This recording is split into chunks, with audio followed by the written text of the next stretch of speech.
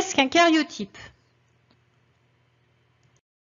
Pour réaliser un karyotype, on commence par préparer la cellule en bloquant ses chromosomes au moment où ils sont visibles et doubles, puis on fait éclater le noyau, on le colore et on observe au microscope. On réalise une photographie de l'ensemble du contenu du noyau d'une cellule. Cette photographie est un karyotype. On peut ensuite découper chacun des chromosomes doubles, les trier par paire, les ordonner de la taille la plus grande à la plus petite. On obtient ainsi un karyotype ordonné.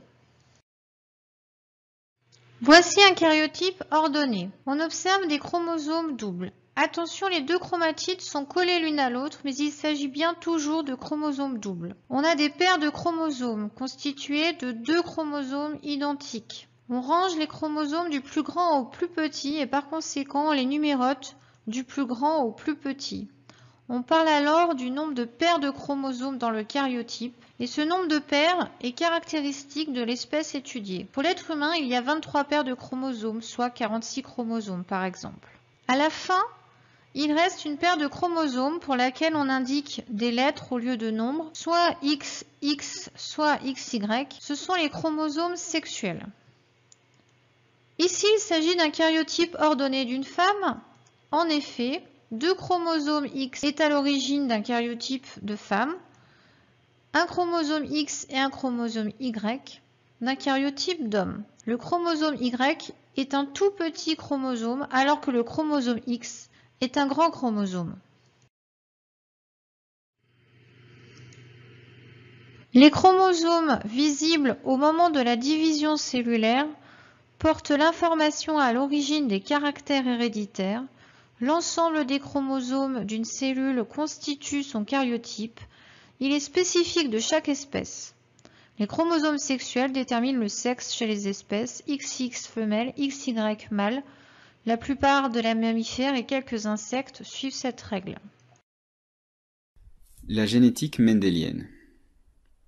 Alors, personnellement, ça m'a un peu tapé sur les nerfs quand ma fille est née, que tout le monde soit du genre ah ouais, mais c'est le même nez que sa grand-mère. Ah ouais, mais ses lobes d'oreille, c'est comme son oncle. Ah ouais, mais regarde ses pieds, c'est sa maman tout craché. Parce que c'était un peu comme si tout le monde voulait s'approprier un morceau du physique de mon enfant. Physique qui est naturellement magnifique d'ailleurs, mais ça c'est pas la question. Mais bon, en même temps, c'est un peu naturel et personne ne sait s'empêcher de se poser ce genre de questions. Tu t'es aussi déjà d'office demandé pourquoi tu ressembles plus à tel ou tel parent ou tel frère ou sœur pour un certain aspect. Depuis toujours, on s'interroge sur ce qui est transmis à la génération suivante et ce qui ne l'est pas. On a vu ensemble la méiose, cette division cellulaire se produisant dans les gonades et aboutissant à la formation de cellules sexuelles, ou gamètes.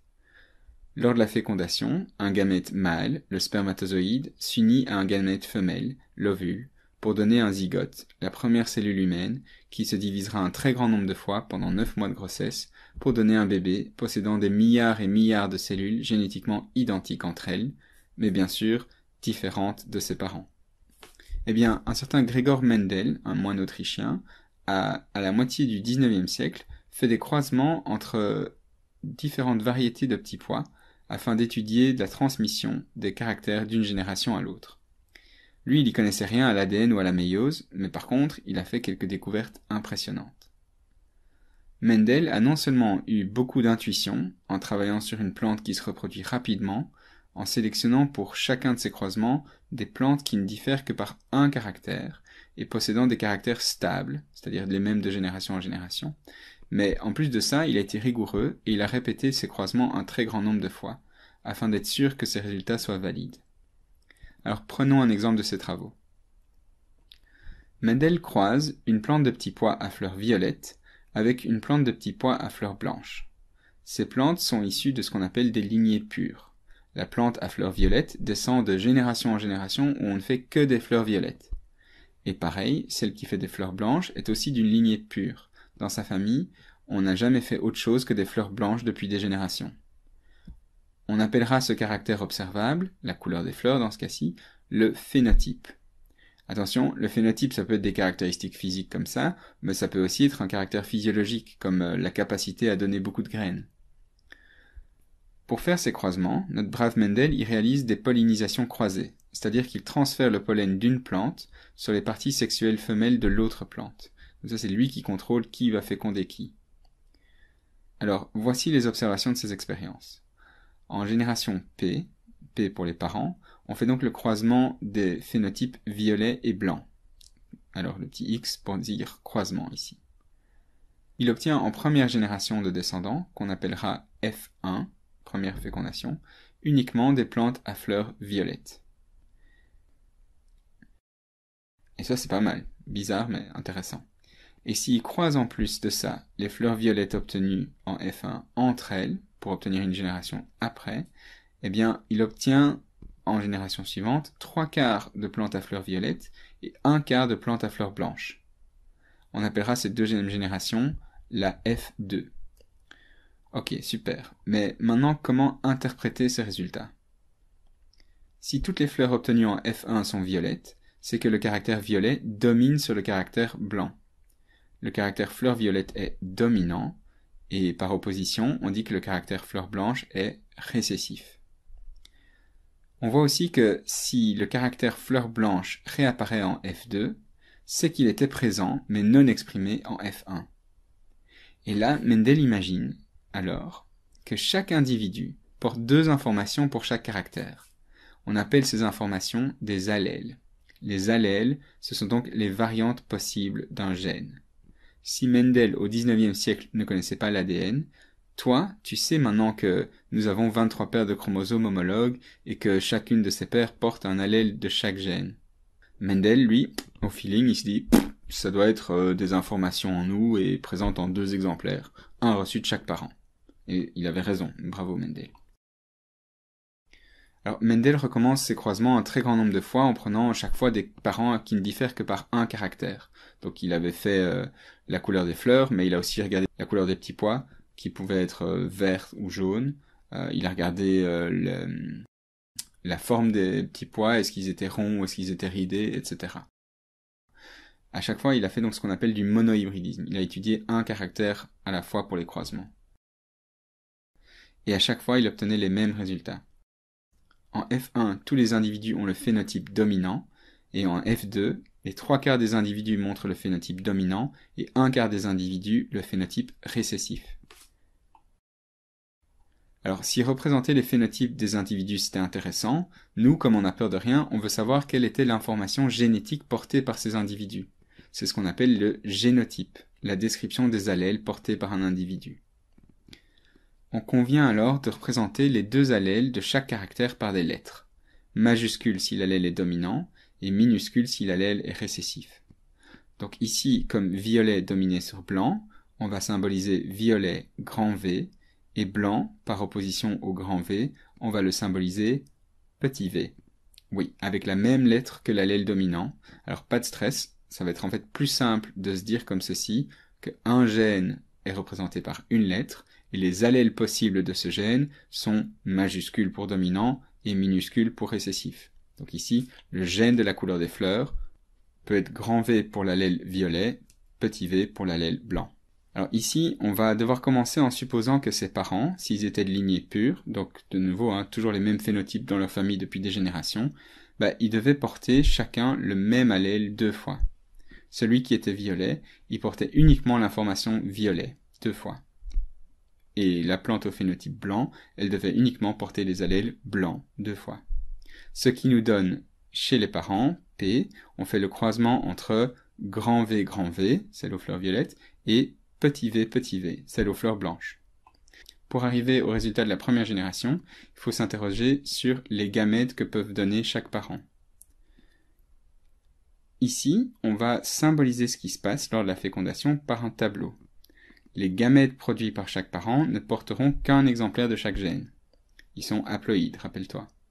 Donc, en titre des lignes et des colonnes, on va représenter les génotypes possibles des gamètes produits par chaque parent. Dans ce premier cas de figure, ça va être assez simpliste, tu vas voir. Ce parent, grand V, quels peuvent être les génotypes possibles de ces gamètes? Soit ils ont cet allèle-ci, grand V, soit l'autre allèle ici, aussi grand V. On représente ces 2 possibilités comme les titres des lignes, par exemple. Alors, le fait de mettre titre des lignes ou titre des colonnes pour tel ou tel parent, ça n'a pas d'importance, tu fais ce que tu veux. Et l'autre parent, au génotype petit v, quand il fait des gamètes haploïdes, quels peuvent être les génotypes possibles de ces gamètes? Soit ils reçoivent un petit v ici, soit l'autre possibilité, aussi petit v. Et donc voilà. Maintenant que toutes les possibilités de gamètes sont inscrites, complétons ce tableau en représentant la fécondation dans ces cases ici. Soit ce gamète-ci féconde ce gamète-là, ça nous donne des descendants grand V, petit v, soit c'est ce gamète-ci avec ce gamète-là, ce qui nous fait aussi grand V, petit v, soit cette combinaison-ci, pareil, grand V, petit v, et dernier cas de figure, à nouveau, grand V, petit v. Ce qu'on vient de réaliser, ça s'appelle une grille de Punnett. Et ça nous permet de dire avec certitude que tous les descendants de ce croisement seront grand V, petit v. Ils ont tous un exemplaire de chaque allèle, et comme violet domine sur blanc, ils sont tous violets. Des individus comme ceux-ci, qui sont donc avec deux allèles différents pour le caractère qu'on étudie, sont ce qu'on appelle des individus hétérozygotes. Contrairement aux parents qui sont grand V ou alors petit v, ils avaient chacun deux allèles les mêmes. Eh bien les parents étaient homozygotes. Homo pour dire les mêmes. Les homozygotes, c'est ce que Mendel lui appelait des individus à caractère stable. Alors, pour expliquer ce qu'on obtient en F2, même principe.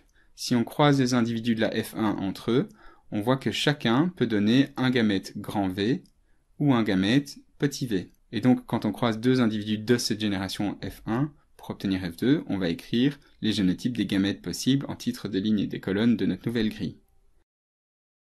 Lorsqu'on complète les résultats possibles du croisement, voyons ce que ça donne. Grand V ici, grand V ici, grand V petit v ici, et petit v ici. Donc on a, en F2, un quart d'homozygote dominant, un quart d'homozygote récessif, et une moitié d'hétérozygote. Et au niveau des phénotypes, on sait que les grands V dominent sur petit v, ce qui implique qu'en fait, on a 1, 2, 3 quarts des individus de la F2 qui seront violets, et un quart seront blancs. Voilà, on vient d'expliquer les résultats obtenus par Mendel. Alors, un peu à l'instar de Mendel, nous, dans ce cours, on va s'intéresser dans un premier temps uniquement au cas simple, avec un gène qui détermine un caractère, et que ce gène existe en deux allèles possibles, un dominant et l'autre récessif. Sache par contre quand même qu'il y a plein de caractères qui sont déterminés par plusieurs gènes, ou pour lesquels plus que deux allèles sont possibles. Ou même que la dominance n'est pas toujours aussi claire comme ici. Alors, quelques illustrations concrètes. Chez les humains, par exemple, la texture des cheveux, l'allèle frisé domine sur l'allèle lisse. Ou alors, sur la couleur des cheveux, les cheveux foncés dominent sur les cheveux clairs.